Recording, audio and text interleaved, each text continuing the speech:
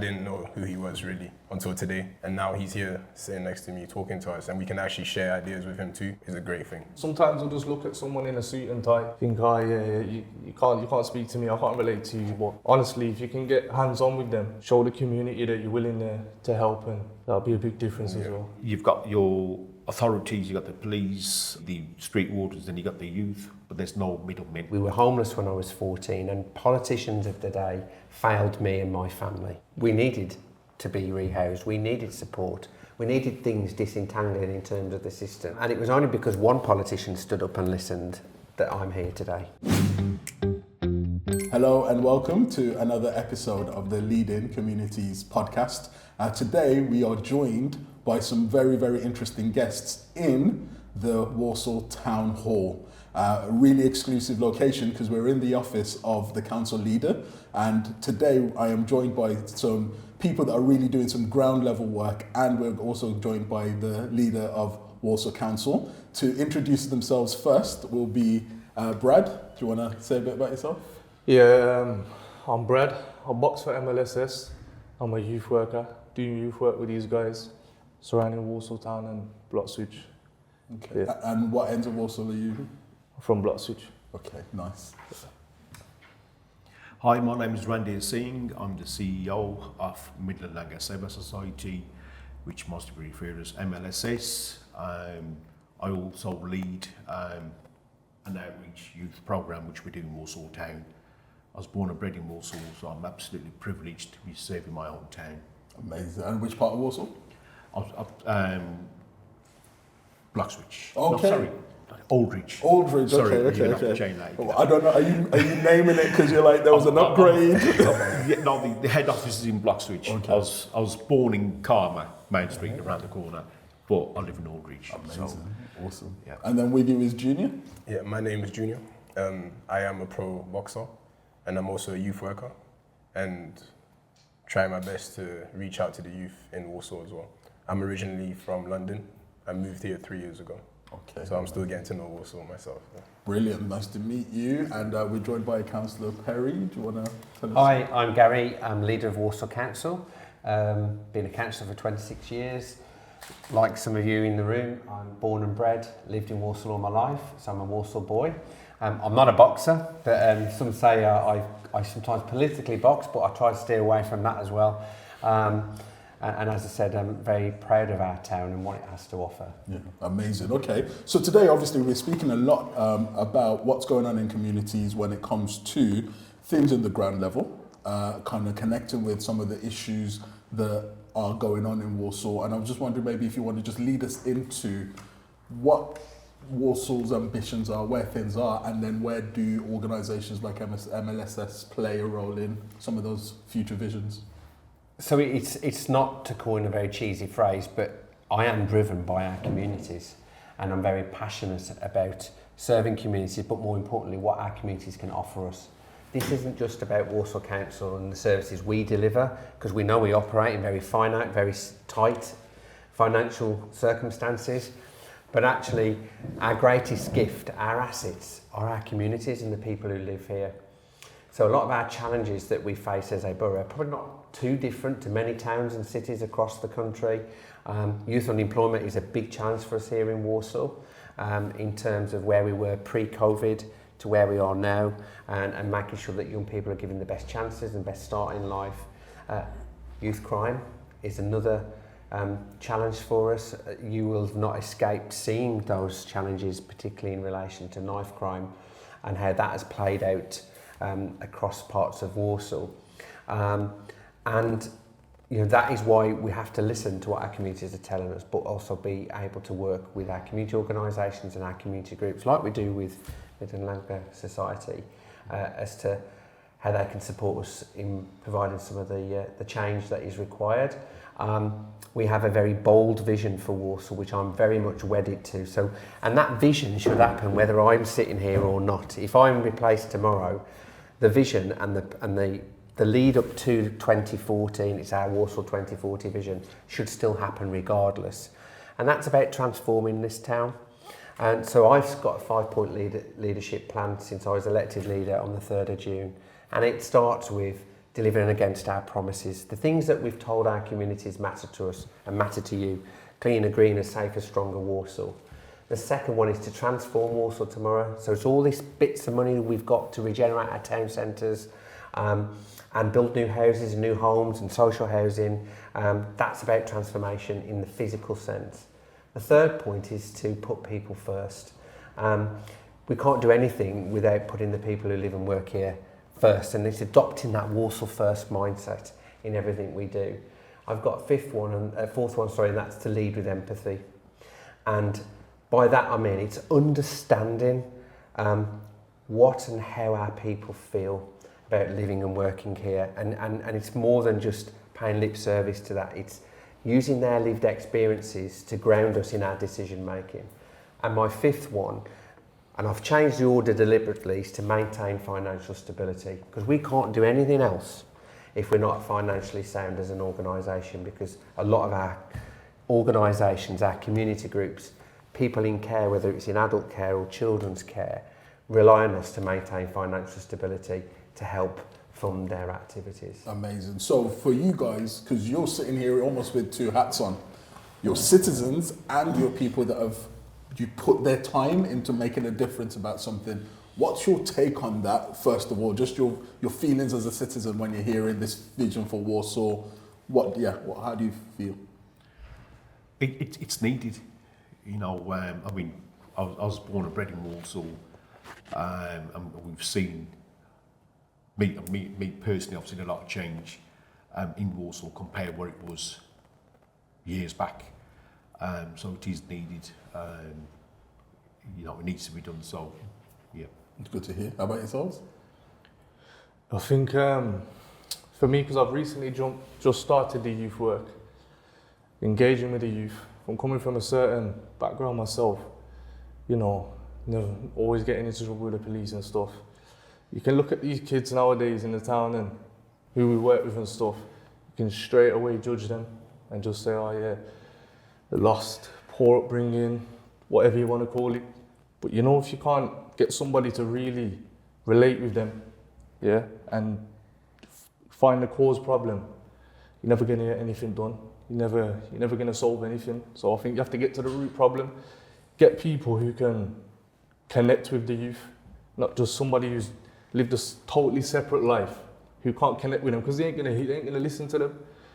Speaking personally for myself as well, I've had social workers in the past as well, growing up through my teenage years, and it ain't the type of person I would relate with on that type of level, if you understand what I'm trying to say. Whereas when I can speak to these kids, they've seen that I've been in a certain place myself. They know who I am. So when I connect with them and we offer them the opportunities that MLSS has, I think it gives them a different view on things that are changing in Walsall as well.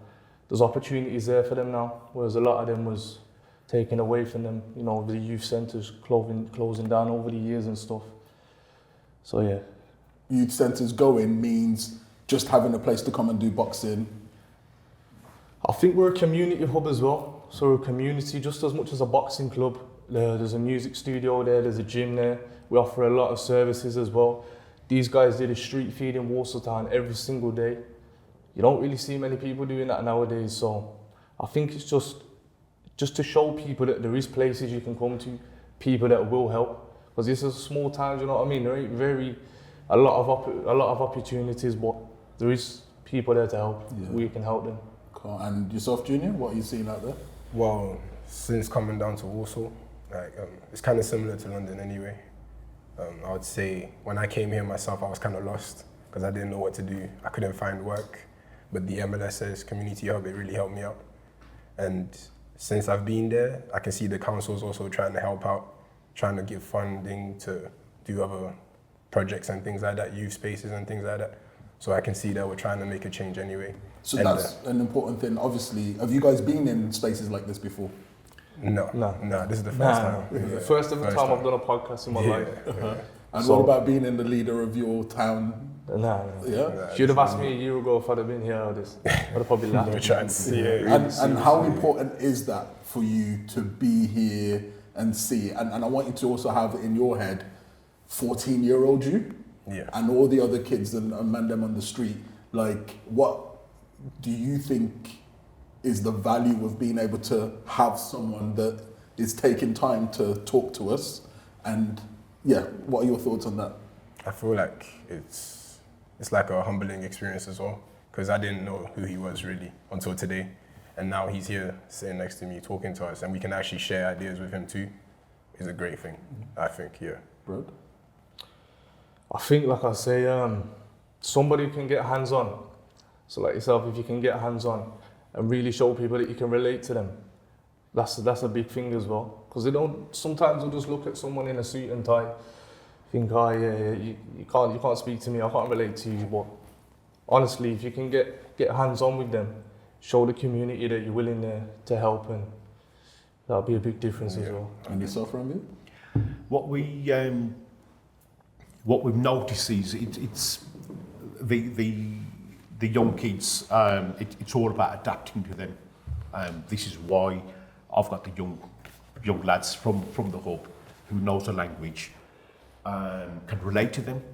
But however, from my experience, being a Sikh with a grey beard, you know, probably 2 generations above them, they're not actually bad kids at all, to be fair. We do, when they're in a group, we'll call them over, have a talk to them. If it means asking them when was the last time they ate, you know, and you know, they say, oh, we're not eating anything all day. If it means go to Greg's and buy them a pasty, buy them a drink, it's building that relationship with them. Once you build that relationship, they feel comfortable. And it's not just about, oh mate, you haven't eaten, poor you. It's let me do something about it. Of course. Because I think that's important for people watching, that it's one thing for people to tell you they have a problem, but whoever reacts first is the one that's telling you, I care. You know what I mean? It's building that trust, because what we've noticed, I mean, since Feb, since we've been doing this outreach program with the youth, we've noticed that when they see a high-vis jacket, they feel intimidated. You know, especially when somebody's got a radio. So this is why, when we set this project, when we sat down and we decided what uniform we were going to go for, it was the high-vis jackets, just to sort of mingle in, you know. And I was a bit wary at first how they're going to take to me, but I'm quite surprised that the lads will tell you I'm called uncle. You know, some kids won't smoke in front of me. When I say adapting, I'll get little 11-year-old kids walking past and putting their fist out, and you know, we have a banter with them. And once we build that little relationship with them, I mean, most of the kids knows by our names now, then you know, we try and engage with them. Come on, what's your mission? You know, these lads were doing exactly what you do years back, and look at them. You know, this young man, he's working with us now. He's a boxer. He's got a vision. This guy's a professional boxer. He's been on BBC. You can do the same. You know, there's nothing impossible. And then we, you know, we'll signpost them. You know, not just to our place. You know, if they want to do football, if they want to do boxing, if they're from the Delves area, the Bescot, I'm sure Bescot Stadium have got a set up. I forgot the guy's name now. If they want to do music studios, there's one in Karma. There's one in Blockswich, you know, it's about building that trust with them. And once you build that trust, I mean, since Feb, I can say we've had at least 30 young kids step into the gym. And once they get into the gym, then it's keeping hold of them. Some kids we've been working on since Feb, and we've finally, to the lads who we thought never come to the gym, they've actually. They turned up yesterday. Yeah, perfect. Because you're leading into trust. How long does it take to build trust? A couple of sentences. Yeah. It takes a good few months. But a lot of it's about, you know, showing the kids that you care. You know, so what I personally find is that you've got your authorities, you've got the police, the street wardens, then you got the youth, but there's no middlemen. Yeah. There's no middlemen. We need more youth workers. You know, somebody who can engage with them, have a little banter with them, you know. And you lads, what would you say it takes to build trust? Like, how do you like someone to show you that you can trust them? Well, for me, I would say I need to see repetition. So like now these kids want to talk to us because they're seeing we're here all the time. We're on the streets all the time trying to talk to them, trying to engage with them and stuff like that. So it's like they're noticing us and they're like, okay, these guys are actually trying to help us, so let's speak to them.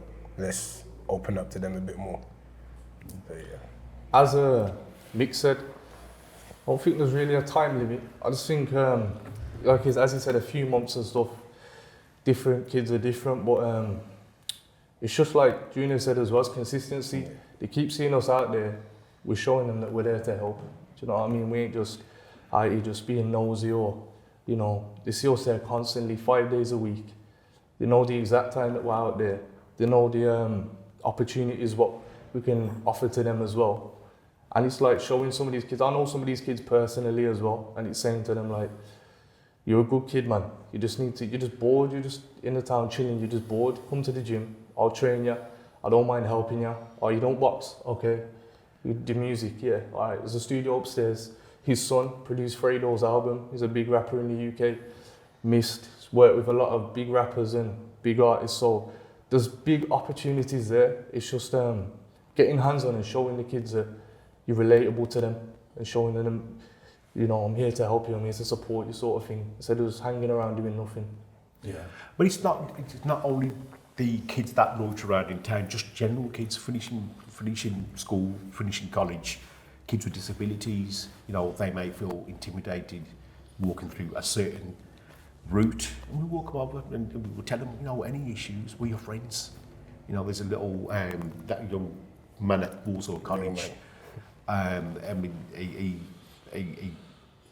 every time he sees us, he'll come running to us and give us a hug. There's a kid with autism, you know, his mother come over to us and told us that he's been bullied by certain kids, and so he's been told any issues he can come over to us. So every time he sees us, he'll come over and say hello, and we'll ask him if he's okay. So, you know, I mean, that we have like young kids to, even though our main project is working with the youth, we have a 92-year-old man. Talk to him. It becomes a community thing, doesn't it? Like through that presence. Yeah. And how do you feel about that? Obviously, you talked about the vision, and you're a local resident. How do you feel about some of what you're hearing, but also help us learn some of your backstory, because some of this might not be new to you because of things you've done before. Yes, I mean, this is equally as a humbling experience for me as it is for you guys, because the fact that you want to do this and talk to me and to people in authority, and never put people on a pedestal. That's what I would say to young people. Don't put people like me on a pedestal, because that's where this country's gone wrong. That we put too much trust in individuals only for them to let you down. And, you know, I'm just as normal as you are. I've ordinary background. I've been homeless. I've had trauma in my life that you know, that I learn and live with. But you learn to adapt to that. So I can relate to certain situations. I mean, I'm not going to say you could put me in front of a young lad in the town centre and expect me to know everything in terms of how much of that background is influencing your why? Because what I'm looking to do always is influences me. Make that relationship between, it's 2024, but what you've seen, how has that been influencing? It's a bit like what's been said. Growing up and living in Walsall, I've seen Walsall change. And, you know, part of the reason I'm here, I was elected to council, would you believe, at 22. And that was because we were homeless when I was 14, and politicians of the day failed me and my family. They failed to help when we needed them most, and to leave me and my family, 7 of us, with my grandma in a 2-bedroom flat with a dog, a parent who had had a stroke, my dad had had a stroke, my mum who'd had breast cancer at the time. Was, you know, to relive that and what that did to us as a family. I was going through my GCSEs, the impact was big, and on my sisters. And politicians of the day failed my family because we needed to be rehoused, we needed support, we needed things disentangling in terms of the system. Was this in the 2000s? It was early 1990s. And it was only because one politician stood up and listened that I'm here today. Because I realised actually that person did invest time in us. He did sort some of those issues out. We were rehoused eventually after some time. And I remember I was a 13-year-old lad doing a paper round and thought, you know what? This village is neglected.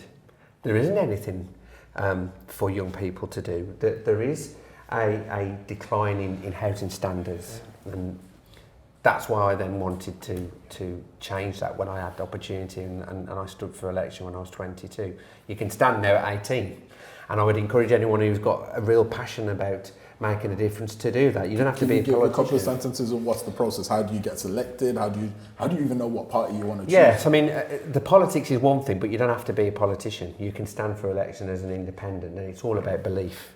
And if you can show passion in an area and wanting to make a difference and make that change, and you can get people to follow you, that's just half the battle.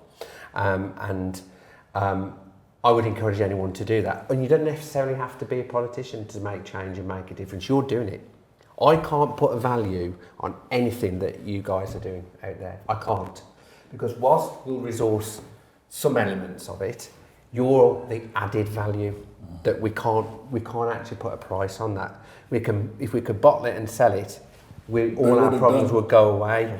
But what you are doing, it's relatable, lived experiences.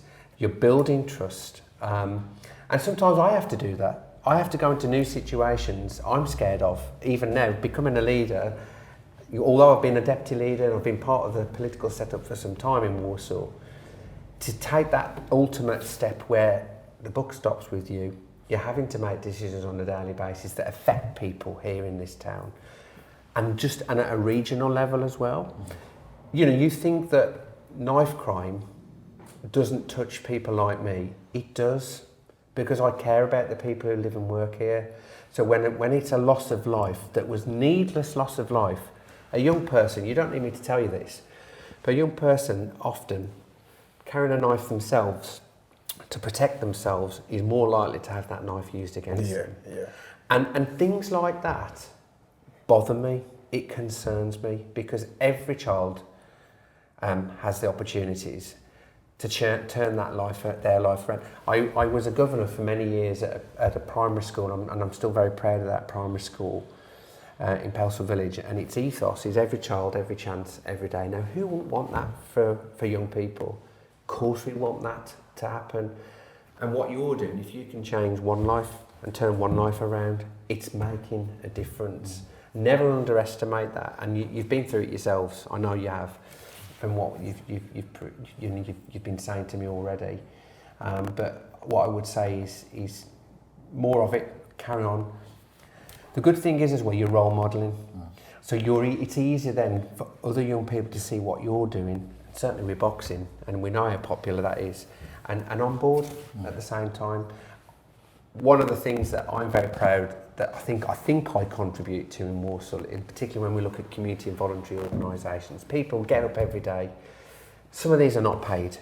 They get up in the morning, the alarm clock goes off, it's pouring down the rain outside, and they're going to do something to help someone else for nothing. They're volunteering to give their time for their community. What I like to think I do is open doors, create further opportunities, and onboard others to be part of that journey. So that's really powerful. So as you just said, community-led responses really matter. Absolutely.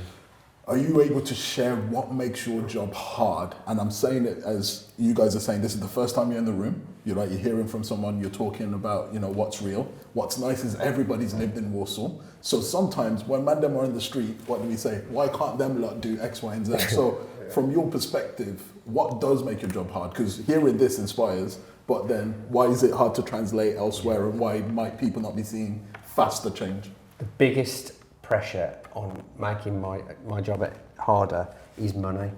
It's budgets. It's managing within the resources that we're given.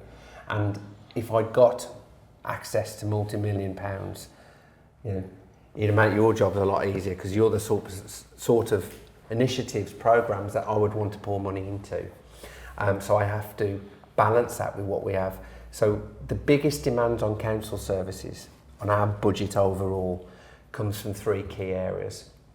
Children in care, so that's the number of children that we have to place in safe care, looked after children's situation, adopted, foster, wherever it may be, that we have to pay for, whether that's in borough, that's in Walsall, or outside Walsall. Those demands are massive, and you can imagine it in today's society. We've got a significant number of looked after children. The second biggest demand, and probably equal demand, is adult social care. People are living longer, but they're living longer with complex health conditions, need more care, need more support at home. I don't know whether you've got grandparents, but grandparents and great-grandparents now, because they're living to 80 and 90, the demands on social care is massive. And why wouldn't we want to protect our vulnerable in society?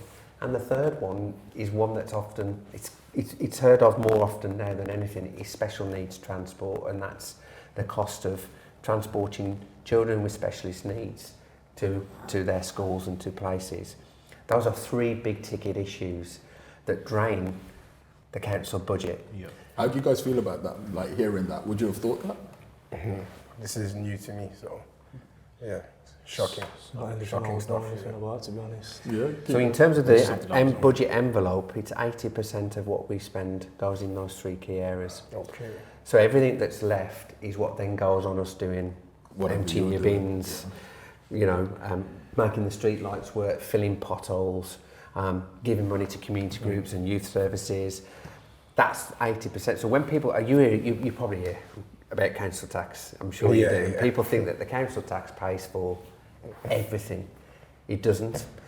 The council tax only pays for the difference between the money we get given by government, it's called a grant, and that gap between what we're spending on services. So what we have to do then to try and balance your books is reduce services down, so cut spending, or be more efficient with the way we use our money, and then Or find new ways to find new regulate. ways to deliver services, and then obviously that's when the council tax rise comes in. So for every % we put on the council tax, that's worth about £1 million. But we want to keep our council tax low as well. And when you guys living in Walsall, I'm sure if you people will tell you, oh, our council tax is high, but it's high because 50%, probably more now, of this borough is deprived. So those service needs are higher in those areas we've just talked about. And there's And something those are challenge. that you said, Brad, and I'm just wondering how you guys feel about this because I'm joining certain dots. So if we're saying that certain people on the streets are lost and they're going through stuff, and I think you said or alluded to that there might be stuff going on at home. Yeah. What we're also hearing here is there's certain young people that because of stuff going on at home, they might have to go into care. And then you've talked about the 90-year-old that you're seeing on the streets. And again, because of, for whatever reason, and hopefully it's a good thing, people are alive for longer, but they still need needs, right? So in there, we've probably got at both spectrums, everybody needs someone. You know what I mean? And in there, then we're talking about like families and things like that. When you guys are on the streets, how deep do you think conversations can go, knowing what you know now and kind of just joining the dots that, oh, you seeing so-and-so is up, you're seeing so-and-so is da-da-da-da, but when we all join the dots, guys, like, we all need each other. Yeah, 100%. What are your thoughts on that? So obviously with what I'm hearing now, I feel like we can actually say more to these youth, to the youth and the younger guys. We can talk to them a bit more, tell them about how the council is actually trying to help out, because they think that no one's trying to help them. That's what they think. And even the homeless people that are there, we actually get to speak to them and they tell us a lot about their situations and things like that. But obviously now I can see that like you're trying, the council is trying. So So I wouldn't have known to speak to them about anything. 'Cause politics ain't my play. I don't understand anything about It's that. not your thing, but does it feel like it still affects you even if you didn't know how? Probably, yeah. Yeah, most likely. But as I say, my job is just I haven't been doing it too long, but it's just to connect with the youth, playing my part. I don't know a lot about politics or council. As I say, this is a fresh new thing for me coming here today. But I just get out there. I'm on the field. I'm active trying to help these youth, and that's what I'll continue to do. Playing my part. I love that. Yeah, exactly what these guys said. You know, I'm aware of all the you know, stuff the council's doing anyway, but we do sort of try and explain that, you know, there is help out there, you know, especially with people. You know, it's not just about people with addictions, for example. Yeah. You know, there's a certain group that sits outside Walsall town, near the markets. We always, it's not just the youth, but the people with addictions. We talk to them on a daily basis. And back at Karma as well. Yeah, as well. So, first thing, you could. There is help out there, but first thing you're gonna want to stop yourself. Yeah, it looked like you wanted to say something around the homelessness. Yeah, so when Jordan was talking about homelessness and people on the junior, talking about people on the street, we have a statutory responsibility to provide a place of safety, a shelter for people. So there's a difference between homelessness and rough sleeping. So some people choose to rough sleep. But we still don't ignore those individuals, and there's almost daily contact from our teams within the council for anyone who's rough sleeping, and particularly when we're into towards the winter when it can be more challenging. But that's I think that's one of the big costs I also missed out of those three big ticket issues I just mentioned to you is homelessness. So how bad would you say the rise of homelessness is across the whole of Walsall? Because we only see Walsall town and there's a lot of them. In terms of rough sleeping, you're probably seeing more rough sleepers than you are homelessness. There is 8 total number of 8 What's people. the difference, would you say? Homelessness is massive, but not incomparable to like Sandwell, West Bromwich, Wolverhampton, Dudley. We're okay in Walsall. We've got 200 plus homeless people. Those are people who are living in temporary accommodation, hotel, B&B. Or our own council-owned temporary accommodation. Now, that costs millions, but we've got to do it. We have a statutory right, and we would want to do that. So no one should be sleeping rough. Yeah. Sometimes when they are, as I said, it's about choice. They're choosing to do that. When you say that, just for clarity, because I know other people might jump on it, but do you want to just elaborate for some people? So I know instances where there are people where there are certain things going on, and the sleeping rough is part of what you might even call they've got a reason why. Yeah, but I think when people hear choose, they might be like, oh, so do you want to? Do you the choice is basically we will put them in somewhere in an accommodation, whether it's the council-owned temporary accommodation or a hotel or a bed and breakfast, so they're not sleeping on the streets. Essentially, they've got a place of warmth, a place of safety. They've got a solution of sorts. Yeah. So when you sometimes see a tent, dare I say it, or worse still, people living in shop doors and that, more often than not, they're choosing to do that. And that may be for lots of reasons, mental health. I always remember meeting a guy, it was actually the back of the town hall. We were doing an evening event where, a bit similar to what you do, MLSS do, we're handing food out and stuff. And I went and gave him a stew and a warm blanket and was chatting to him. This chappie held my hand and said, I used to be a captain in the British Army. Wow.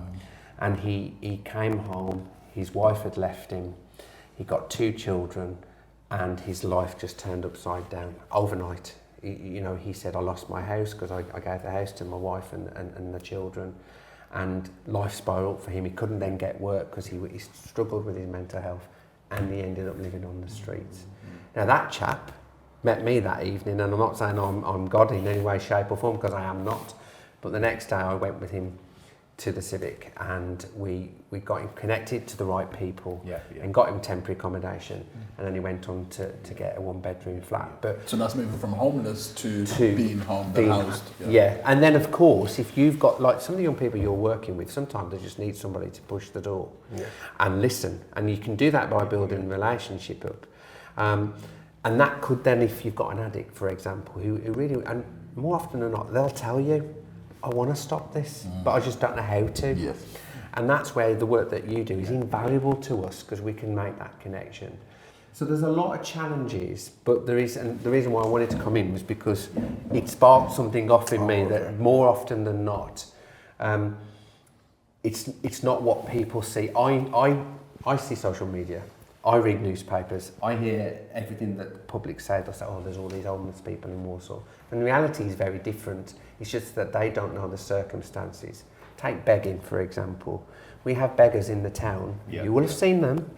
It's organised begging. Yeah. And they are vulnerable themselves, or are exploited by others to go out, to get money from the general public, but then it's feeding a criminal activity somewhere else, and they're used and they're exploited and they're abused.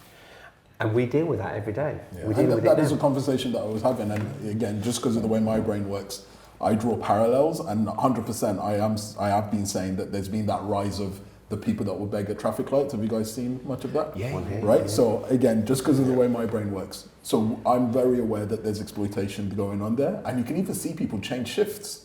So I don't know if you guys notice it. If you watch it for long enough, you'll see certain people change shifts, by right? the Station Street. Yeah. But at the same time, switches. there's a part of me that's then also a bit like, that's a little bit about 101 in marketing. Why? Because they know that every traffic light is going to be there for at least a minute.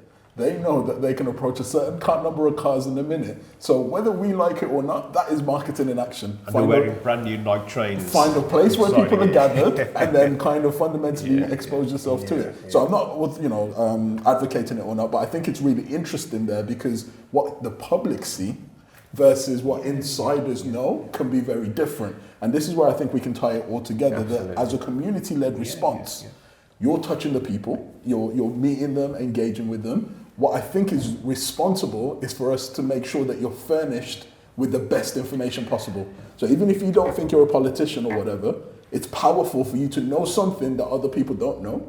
Because then maybe that one time you then say, by the way, I met Mandem, and you know what? He used to be like us, you can be a politician.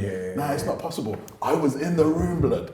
Right? The man told me what he went through as a kid, and he's saying at 22, you can do that, we can do that. I may not want to, but the fact that you know it, and I think that's the power of this kind of space. It is. Like, everyone talk, everyone listen, and everyone try and be like, here's my view. Yeah. But how did you get there, right? That's why we want to do this podcast. How did, go on, sorry. We have used the rough sleeping team several times. Yeah. Or he texts us an email, and they, we came across two ladies. Was it last week, the week before? Yeah. Was it yourself? Was it? And their tent got robbed, and they had nowhere to sleep, and luckily, coincidentally, we happened to be walking past and engaged in a little conversation, and one of the ladies was very distressed. She told us what happened, and there's no issues. Called Sharon at the office. Do you want to explain who Sharon is? Sharon is one of our operation managers at the head office. She emailed, and within an hour, both ladies were taken. A couple of times in the past as well, we've had people come back thanking us. Taken into accommodation, not taken. Taken into accommodation. A couple of times in the past where we've come across rough sleepers and referred them to the homeless team, and they've been put into a room, and they've come back thanking us, saying that, Mr. Singh, you guys saved our life. So and that's the power of being available, being around, being accessible, and in your case that you're expressing, you're resourced, right? I mean, another set of people wouldn't have that, so sometimes we also have to kind of have information about how stuff works, but have information about who can make stuff happen, and this is where your role is, that you can open the doors, but you need to hear from the front line. You have to have, you've got, like I said earlier on, you are our assets, because we can't do it alone. More importantly than ever is, for me, is what we learned through COVID, the way our communities responded to that. Awful. I lost my brother during COVID. He was 46. So that was another trauma that we lived through as a family. And I understood then what many families went through who lost loved ones. And what I would say, one of the key things that we learned, do you remember that phrase? Some of you may have seen it or not. It was called viral kindness. The amount of people that were looking out for each other, looking out for their neighbour, doing their shopping, getting their prescriptions, checking in on someone who hadn't seen anyone for days. That went into a phrase called viral kindness. And we call it as a council, I call it, my officers call it, is resilient communities. That's the ability of our communities to respond when things are crap, really, not going so well. How do we adapt? How do we bounce back? How do we support each other? So it makes my job easier knowing there's people like you, because sometimes the politics can get in the way. It becomes the focus, and it shouldn't be the focus. The focus should be, okay, what's the right thing to do? I like to think when I'm told by officers or the politicians, and they'll say to me, counsellor, we can't do that. And I'll say, why? Sometimes it's budget, sometimes it's bureaucracy, and I say, well, okay, how can we get around it? I always try to find the alternative way around a situation. May not always achieve it, you've got to try, because if you don't try, what's the point? Yeah. It's like you guys, sometimes the individuals you'll be liaising with, you'll be talking to, you'll be chatting to, you'll be building that trust with, you're probably the first person who's ever listened to them. I think they're the type of people that we need the most of. Yeah. Because like I say, it's not really no good getting a 40, 50-year-old bloke from a middle class family coming to Walsall, chatting to these kids. You're right. They ain't gonna listen. You need people, even these kids, they can grow up and see that we're doing something like this. They can look at us guys and they can say, all right, then that's an opportunity for us as well. Or we can become a part of MLSS as well. We can be frontline as well. Yeah. I know a lot of these people, so if I start doing this, then I can relate with them as well. And it just goes hand in hand, really. It's like you need people. And how many do you meet, Brad, whose parents don't even talk to them? Or parents don't even care that they're in that town centre if they live at the other part of the world? I think if your child's out over 10, 11 o'clock at night anyway, it's a problem. That just shows you right there. Because I've got kids myself, and the way the world's going at the minute, there's no way that my kids will be out there 8, 9 o'clock at night just chilling around in town. As a parent, you should care about your children and what they're doing in it. So, yeah, we do meet a lot of children who probably do have problems at home and stuff. A lot of them don't like to touch on, because it's a touchy subject to speak about, but it definitely is there. Definitely is a problem. But that's what we're here for. And do you find they're becoming reliant on, I'm saying reliant's probably the wrong word, but do you think they're looking to yourselves and 100%. To give them that sense of security? Sometimes they need a shoulder to cry on. Yeah. You know, it's not just the youth, the homeless people, lonely people, vulnerable people.